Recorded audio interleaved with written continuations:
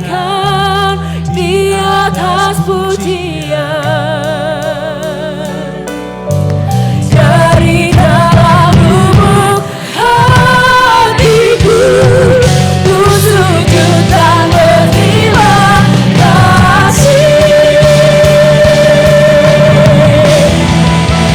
Terpujilah Tuhan Yesus, ditinggikan di atas segalanya. Dari dalam lubuk hatiku, ku sujud dan berterima kasih. Maka jiwaku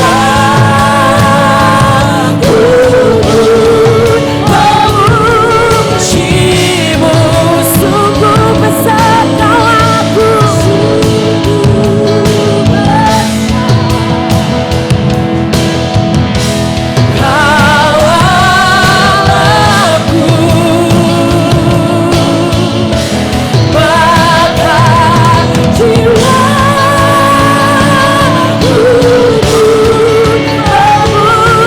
Kami puji namamu Tuhan, kami besarkan, kami agungkan namamu.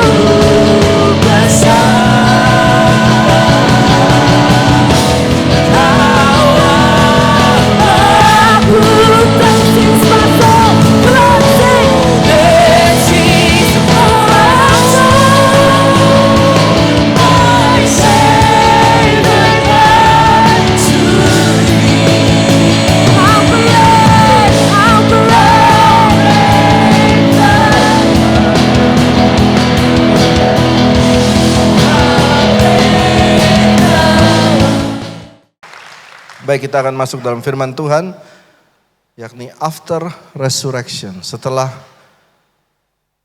kebangkitan Tuhan Yesus. Mari kita lihat yang pertama.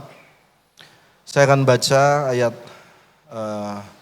ini lalu gantian ya. Pada hari itu juga 2 orang dari murid Yesus pergi ke sebuah kampung bernama Emmaus yang terletak kira-kira 7 mil jauhnya dari Yerusalem. Saya dan istri dan juga tim gereja kemarin pergi ke Emmaus dan ada mama saya juga hadir hari ini. Itu memang 7 mil, jadi agak di luar kota daripada Yerusalem. Dan di situ ada gereja, ada 3 gereja yang memperkirakan ini adalah kampung Emmaus. Nah, kita pergi ke salah satu gereja di sana, ada reruntuhannya dan mereka ingat bahwa ini adalah kampung Emmaus. Jadi Yerusalem ke sana memang sekitar 7 mil atau 10 kilo. Ya, ayat 14 saudara baca, dan mereka bercakap-cakap tentang segala sesuatu yang telah terjadi. Ya, jadi 2 orang, mereka sedang berbicara, lalu ketika sedang mereka berbicara, datanglah Yesus sendiri mendekati mereka dan berjalan bersama-sama dengan mereka. Ayat 16, tetapi ada sesuatu yang menghalangi mata mereka, sehingga mereka tidak dapat mengenal Dia. Saudara boleh garis bawahi, menghalangi mata mereka. Ya, lalu ayat 17, apa yang kamu percakapkan? Yesus tanya, pura-pura enggak tahu. Apa yang kamu percakapkan sementara kamu berjalan? Maka berhentilah mereka dengan muka muram. Jadi mereka berjalan bersama-sama dan tiba-tiba Yesus bertanya, kamu ngomong apa? Dan mereka, kamu enggak tahu? Dengan muka muram. Mari saudara garis bawahi kata muka muram. Ayat 18 saudara baca, seorang dari mereka namanya Kleopas menjawabnya, adakah engkau satu-satunya orang asing di Yerusalem yang tidak tahu apa yang terjadi hari-hari belakangan ini? Lalu katanya pada mereka, apa itu? Ya, Yesus selalu menarik sekali, setiap kali dia tanya, dia ketemu orang buta ketemu dia tanya, kamu mau apa? Ya jelas mau sembuh, tapi dia selalu tanya dulu. Ya, jadi ini juga dia berkata, apa itu? Pura-pura enggak tahu. Lalu mereka mulai bercerita apa yang terjadi dengan Yesus orang Nazaret, seorang nabi berkuasa dalam pekerjaan dan perkataan di hadapan Allah dan di depan seluruh bangsa kami. Ayat 20 saudara, tetapi imam-imam kepala, pemimpin-pemimpin kami menyerahkan dia untuk dihukum mati. Mereka telah menyalibkannya. Padahal kami dahulu mengharapkan, ya mereka punya harapan pada Tuhan, membebaskan bangsa Israel, tapi sudah lewat, terlambat semuanya. Saudara pernah punya harapan tapi tidak terjadi, dan lewat, delay, cancelled, makanya mukanya muram. Ya, lalu ayat 22 bagian saudara, tetapi beberapa perempuan dari kalangan kami telah mengejutkan kami. Pagi-pagi buta mereka telah pergi ke kubur. Ayat 23, dan tidak menemukan mayatnya. Lalu mereka datang dengan berita bahwa telah kelihatan kepada mereka malaikat-malaikat yang mengatakan bahwa ia hidup. Ayat 24, dan beberapa teman kami telah pergi ke kubur itu, mendapati bahwa memang benar yang dikatakan perempuan-perempuan itu. Tetapi dia tidak mereka lihat. Ayat 25 bagian saya, lalu ia berkata kepada mereka, hai kamu orang bodoh, betapa lambannya hatimu, sehingga tidak percaya segala sesuatu yang dikatakan para nabi. Ayat 26 saudara, bukankah Mesias harus menderita semuanya itu untuk masuk ke dalam kemuliaannya.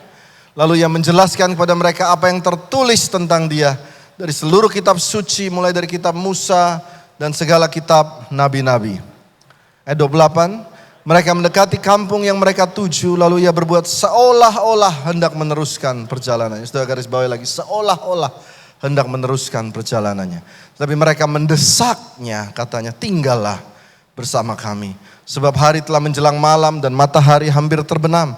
Dan akhirnya dia masuk untuk tinggal bersama-sama dengan mereka. Ayat 30 saudara, waktu ia duduk makan dengan mereka, ia mengambil roti, mengucap berkat, lalu memecah-mecahkannya dan memberikannya kepada mereka. Nah, bagian ini menarik. Pada waktu Yesus memecah-mecahkannya, baru mereka ingat, loh ini kan Yesus, mata mereka terbuka.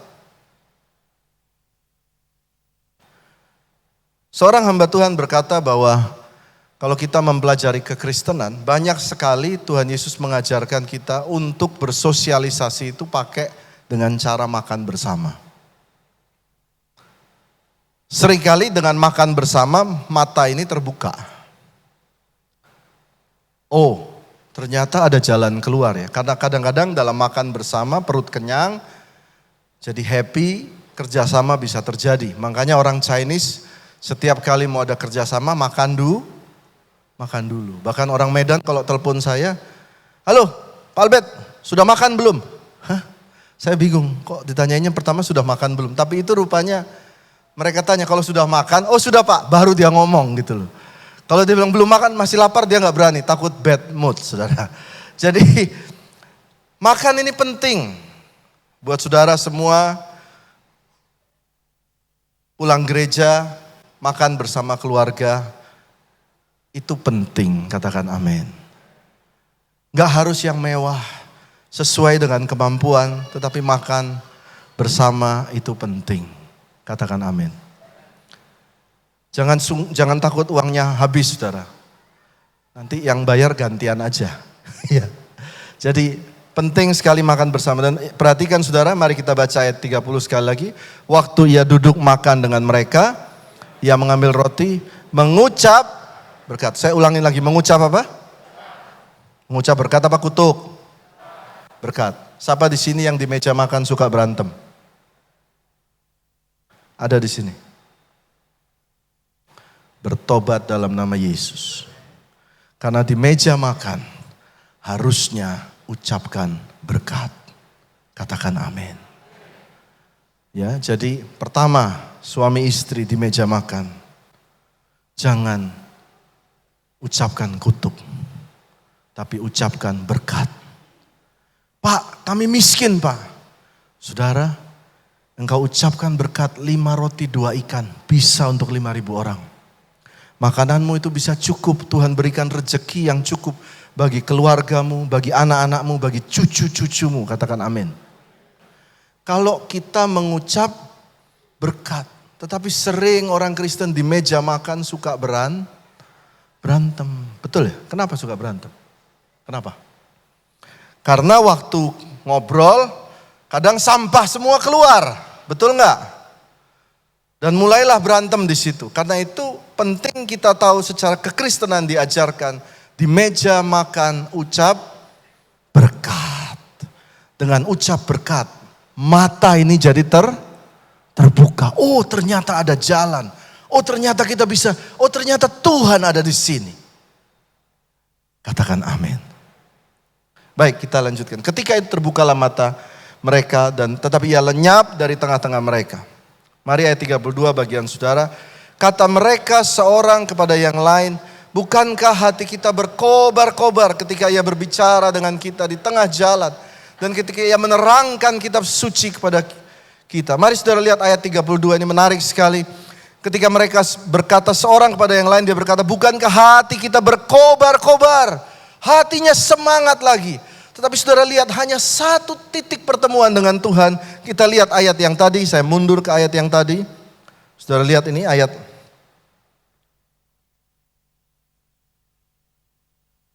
ayat 17. Apa yang kamu percakapkan? Maka berhentilah mereka dengan muka muram. Coba katakan muka muram. Tetapi bertemu Tuhan Yesus. 15 ayat kemudian apa yang terjadi? Kita lihat betapa indahnya Alkitab. Hati mereka berkobar-kobar kembali. Hari ini saudara yang datang dengan muka muram.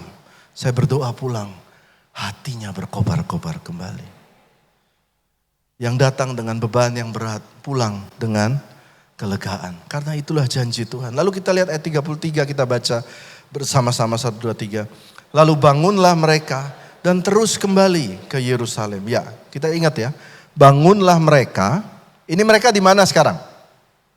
Emmaus. Coba katakan Emmaus. Ya, Emmaus. Dan mereka kembali ke, jadi balik lagi. Oke, kita selesai ya. Sekarang kita lihat poinnya satu persatu. Cara Tuhan menjamah. Cara Tuhan menjamah ini sangat-sangat halus, saya berkata halus dan unik sekali. Waktu dia bangkit, ya Bapak Ibu, mari kita perhatikan sejenak cara Tuhan bekerja. Waktu dia bangkit, dia itu bangkit pagi-pagi hari. Waktu semua orang tidur ya, Pak Gozali, ada Pak Gozali. Ada Pak Andi juga tadi. Pak Andi di mana Pak Andi? Pak Andi dan Ibu ada di belakang. Waktu dia bangun pagi-pagi hari itu orang gak ada yang tahu. Lalu dia melewati para penjaga orang-orang Roma itu. Lalu tiba-tiba dia kembali lagi pada waktu Maria sedang nangis. Tiba-tiba dia tepuk pundaknya Maria. Hei Maria, dan Maria bertemu. Rabuni, Yesus Tuanku. Cara dia bekerja itu selalu misterius dan unik dan halus. Saudara lihat cara dia bekerja pada waktu dia lahir. Pada waktu dia lahir, dia tidak lahir di istana Herodes, di istana seorang politisi yang luar biasa atau di istana raja. Dia pilih cara yang paling rendah, dia pergi ke kandang Bethlehem. Dengan cara yang diam-diam dia pakai di situ. Lalu dia menyatakan kemuliaannya. Bahkan cara dia mati pun kemenangannya atas kematian, kemenangannya atas maut, kemenangan keselamatannya dia balut dengan kematian, kekalahan di atas kayu salib. Saudara lihat cara Tuhan. Cara Tuhan bekerja diam-diam. Katakan amin. Dengan cara yang tidak pakai signboard, tidak cara yang kadang-kadang dengan wow saya ini. Tidak, dia pakai dengan cara yang luar biasa. Tetapi waktu itu kena di hati kita, kita tahu itu Tuhan. Itu Tuhan. Cara yang luar biasa. Nah hari ini Yesus berjalan dengan Kleopas ya. Kleopas murid yang dari Emmaus ini, dia datang ke Emmaus. Dia bekerja diam-diam dengan berbicara dengan diam-diam dengan mereka semua. Saya mau tanya, jangan-jangan dia sedang bekerja diam-diam buat saudara, tapi saudara tidak menyadarinya. Siapa tahu saudara datang hari ini ke gereja adalah cara Tuhan bekerja diam-diam masuk ke dalam hati saudara. Dan waktu engkau datang ke sini dengan muka yang muram, dia sedang bekerja diam-diam. Engkau pulang dengan hati yang sukacita. Itulah cara Tuhan bekerja. Dia lewati pintu, bekerja selalu diam-diam dan menyentuh hati kita. Itu cara Tuhan menjamah. Katakan amin. Cara Tuhan menjamah itu luar biasa. Saya ingat Mama saya dia bilang dia paling suka untuk naik pesawat. Mama saya ini umur 75 tahun, dia paling suka untuk naik pesawat. Satu hari Tuhan bawa lewat saudaranya, entah bagaimana caranya. Mama saya bisa naik pesawat pribadi. Wow, dan pesawat pribadi dia di-serve, dia duduk. Dan dia meneteskan air mata dan dia berkata, ini Tuhan semua. Bagaimana bisa mungkin terjadi? Anak saya hamba Tuhan, satu cuma buka toko. Satu lagi berjuang buka kos-kosan. Saya naik private jet, ini bagaimana? Cara Tuhan bekerja sangat misterius. Katakan amin. Jadi jangan remehkan cara Tuhan bekerja di pintu rumah saudara. Seringkali kita datang ke pintu rumah kita sesuatu yang jelek, sesuatu yang biasa. Jangan-jangan itu bungkusnya tok, dalamnya ada cara Tuhan bekerja luar biasa. Saya bilang sama istri saya, Intan, saya tuh dulu pengen punya istri cantik kayak Agnes Monica. Gitu. Kok punya istri bulat ya wajahnya gitu. Dan Intan bilang, hoki ya katanya. Aja, saudara. Saya mulai ditatapin saudara. Saudara. Mari belajar. Waktu saya menyadari betapa beruntungnya Tuhan memberikan saya seorang istri yang luar biasa. Di situ Tuhan mulai memberkati. Dia bahagia ya, mukanya tambah merekah. Dia bahagia, saya beliin baju, saya beliin tas. Saya berikan yang baik, lama-lama dia lebih cantik dari Agnes Monica. Gitu loh. Ya. Gimana? Cintaku bertepuk sebelah tangan gitu ya. Itu bukan Agnes Monica. Nah, hal-hal seperti itu saudara. Jadi hari ini, love what you have. Cintai apa yang Tuhan berikan kepadamu. Desire what you have. Inginkan sesuatu yang ada di tanganmu, engkau akan lebih bahagia. Karena Tuhan lebih mudah memberkati yang lebih dekat dengan kita daripada yang jauh-jauh. Yang setuju berikan tepuk tangan buat Tuhan Yesus. Mari kita lihat yang berikutnya, cara Tuhan menjamah. Yang kedua, mari kita baca, hilang harapan menjadi semangat. 1, 2, 3, hilang harapan menjadi semangat. Mari kita lihat ayatnya. Ayatnya adalah, pada hari itu juga 2 orang murid-murid Yesus pergi ke sebuah kampung bernama Emmaus yang terletak kira-kira 7 mil jauhnya. Jadi mereka itu dalam keputusasaan, dalam kebimbangan berjalan menjauhi Yerusalem, menjauhi Bait Allah, menjauhi Tuhan selama 7 mil. Tetapi setelah bertemu Tuhan, maka ada ayat selanjutnya di ayat 33. Lalu bangunlah mereka dan terus kembali ke Yerusalem. Jadi mereka ini round trip 7 plus 7. Jadi berapa? 14. 7 mil turun ke bawah. It's okay. Ketemu Tuhan lagi. Tuhan angkat 7 mil ke atas. Saudara lihat seberapa jatuhnya saudara. Selama engkau bertemu Tuhan, dia bisa pantulkan engkau kembali ke atas. Berikan tepuk tangan buat Tuhan Yesus. Mari katakan dengan semangat bersama saya. Kalau saya bertemu Tuhan, hilang harapan menjadi semangat. Amin. Ya, mari kita lanjutkan. Lalu yang berikutnya, poin berikutnya adalah pada waktu mereka mendekati kampung yang mereka tuju, lalu ia berbuat seolah-olah hendak meneruskan perjalanannya. Seolah-olah dia mau pergi, ya, dia mau pergi begini, tetapi mereka sangat mendesaknya. Katanya tinggallah bersama-sama dengan kami. Oke, Fabian mana Fabian? Ada Fabian? Pernah dicontohnya? Cepet yuk Fabian. Mari kita contoh ini, pernah ada seorang hamba Tuhan pernah kesini. Ya oke, Fabian hari ini kamu jadi Yesus saja ya. Oke, kamu mau jalan ke sana? Oke, bukan ke ya oke lah ke sana. Kamu jalan ke sana tapi pura-pura mau pergi ya. Pura-pura mau pergi. Nah, oke, tapi saya tahan. Mari kita baca, tetapi mereka sangat mendesaknya, katanya tinggallah bersama-sama dengan kami. Oke, ingat gambar ini ya. Saudara mau foto boleh? Oke, ya, oke. Kita lihat ya. Thank you Fabian, thank you. Saudara ingat tadi apa yang dilakukan. Kalau saudara sedang berada di bawah. Kalau saudara sedang berada di posisi yang,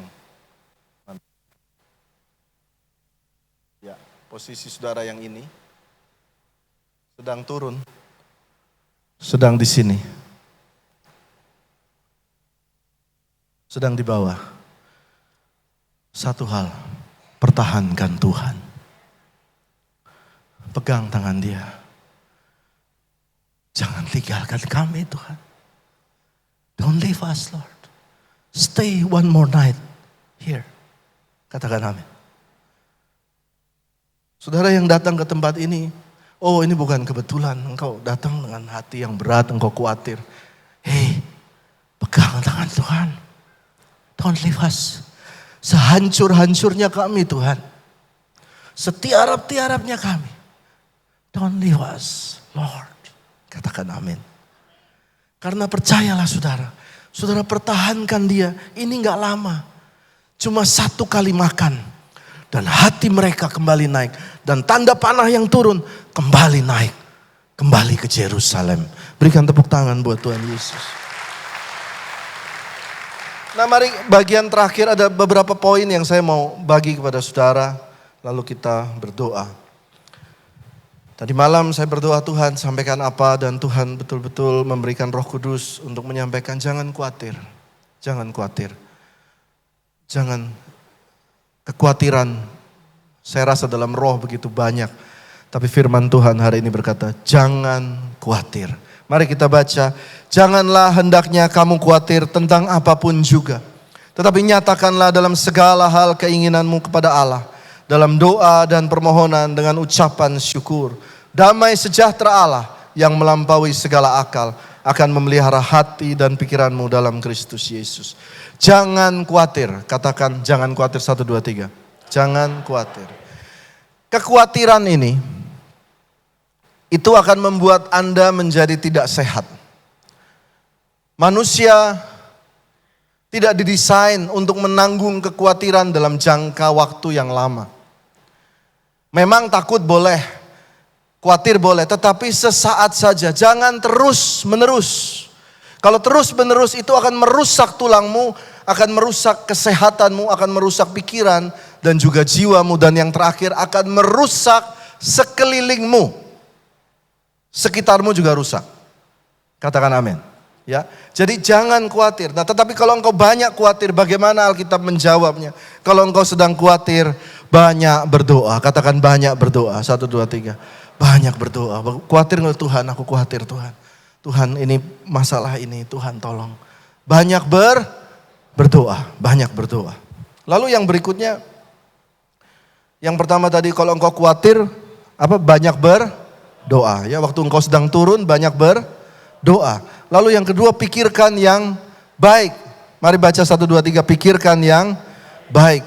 Jadi akhirnya saudara-saudara semua yang benar, semua yang mulia, semua yang adil, semua yang suci, semua yang manis, semua yang sedap didengar, semua yang disebut kebajikan dan patut dipuji. Pikirkanlah semuanya itu. Pikirkan tetap yang baik. Positif, positif, positif. Bukankah salib saudara lihat di sebelah kanan saudara itu juga lambang positif? Pikirkanlah yang baik.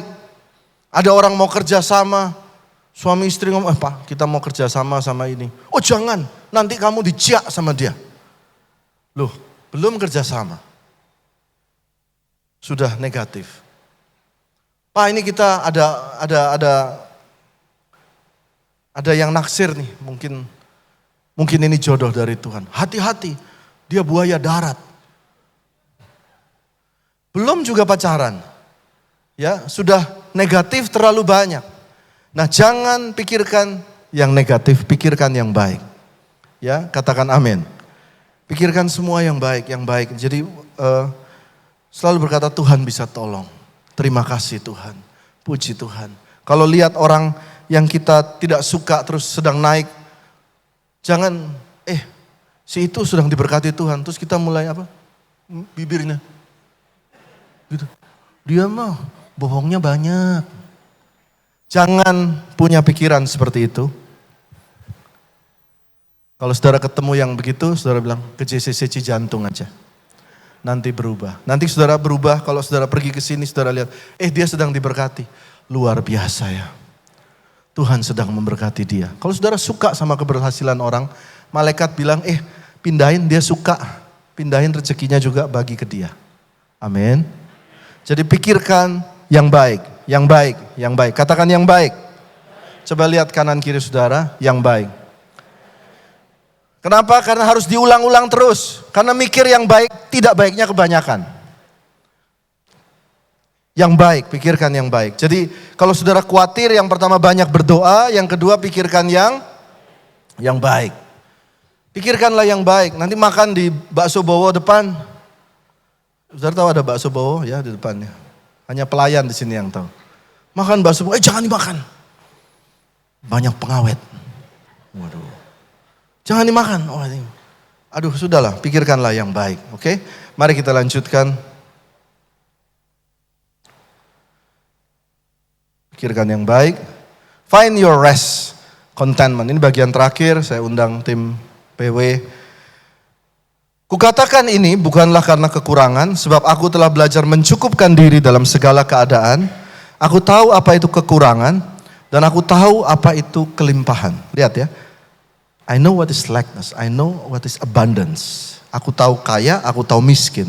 Dalam segala hal, dalam segala perkara, tidak ada sesuatu yang rahasia bagiku.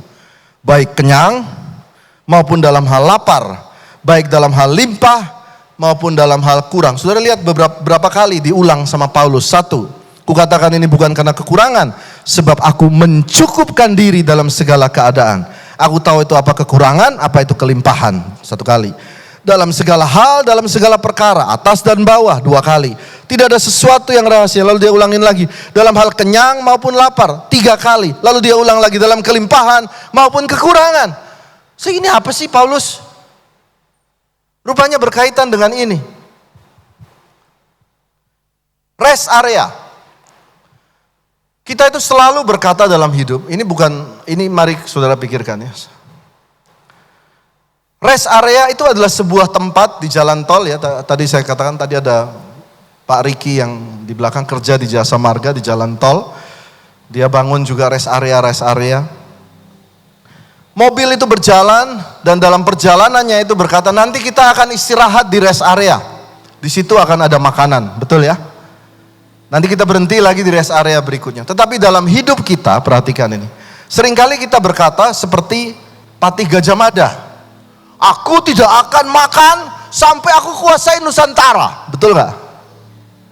Saya ingat dulu mama saya pernah bilang, saya tidak akan beli baju sampai hutang lunas.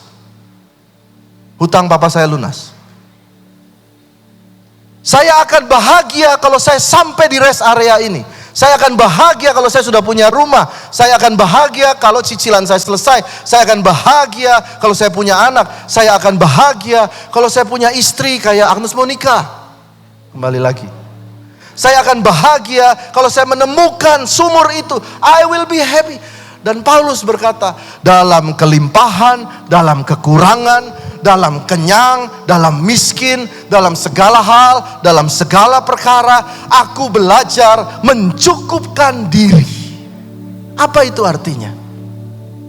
Artinya engkau harus menemukan kebahagiaan itu dalam segala hal, baik di atas maupun di bawah. Saya tadi pagi cerita begini. I hope we all can understand this story. Saya pernah maju dalam pekerjaan. Saya pernah makan di Los Angeles sama istri. Makan di sebuah restoran di Beverly Hills. Disajikan kepiting. Saudara, di Indonesia aja kepiting mahal ya. Makan kepiting di Los Angeles. Sombong. Lalu kaki saya, oh ini ada kursi udah disiapkan. Kaki saya. Lalu mata saya sayu gitu. Gitu. Oh, ini toh yang namanya rest area saya. Akhirnya saya lihat kanan, kiri ya. Lalu Tuhan juga pernah bawa kami gagal. Sehingga saya sama istri makan warteg sama-sama. Namanya warteg Agung, saudara, dekat rumah. Waktu saya duduk, saya mulai sedih, mulai nangis. Ya Tuhan, kenapa nasib saya begini? Kemarin Engkau bawa aku ke atas, sekarang ke bawah begini. Lalu Tuhan ingatkan ayat ini. Kukatakan ini bukan karena aku kekurangan. Dalam kenyang, dalam lapar, dalam kaya, dalam miskin. Contentment.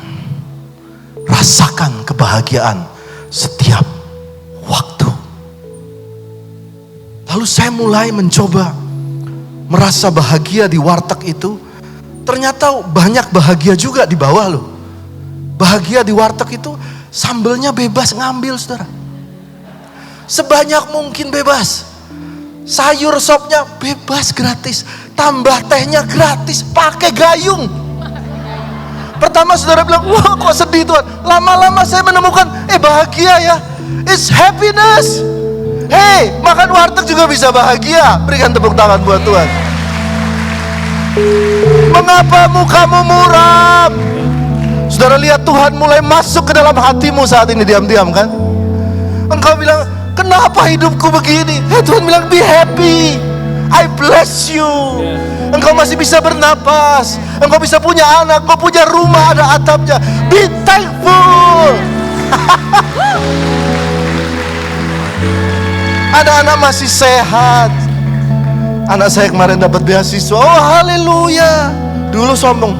Terus sekolah mana? Sekolah mana? Belajar, saudara. Be contentment. Contentment. Saya tulis di sini. Waktu engkau menemukan Tuhan, engkau menemukan rest. Hatimu ini tenang. Waktu hatimu tenang, Tuhan kasih peace, damai sejahtera. Katakan damai sejahtera. Saudara, kalau mati disebutnya apa? Rest in peace kan? Bukankah itu tujuan kita semua? Betul nggak? Rest in peace. Saudara mau kaya miskin tujuannya pasti ke situ. Lihat, waktu engkau rest dengan Tuhan, oh saya bisa bersyukur dengan Tuhan dalam segala keadaan. Itu memberikan damai. Lihat baca ayat ini. A peaceful heart. Baca saudara, kita bahasa Inggris bisa lah ya. A peaceful heart leads to healthy body. Healthy, sehat. Ya, a jealousy, banding-bandingkan dengan orang lain, is like a cancer in the bones. Saudara mau mana? Badan sehat atau selalu banding-bandingkan diri dengan orang? Silakan. Kalau enggak tulangmu kayak begini, bahaya kan? The Lord will give strength unto His people. Mari kita baca 1, 2, 3. The Lord will give strength unto His people. The Lord will bless His people with peace. Lihat, baca baik-baik.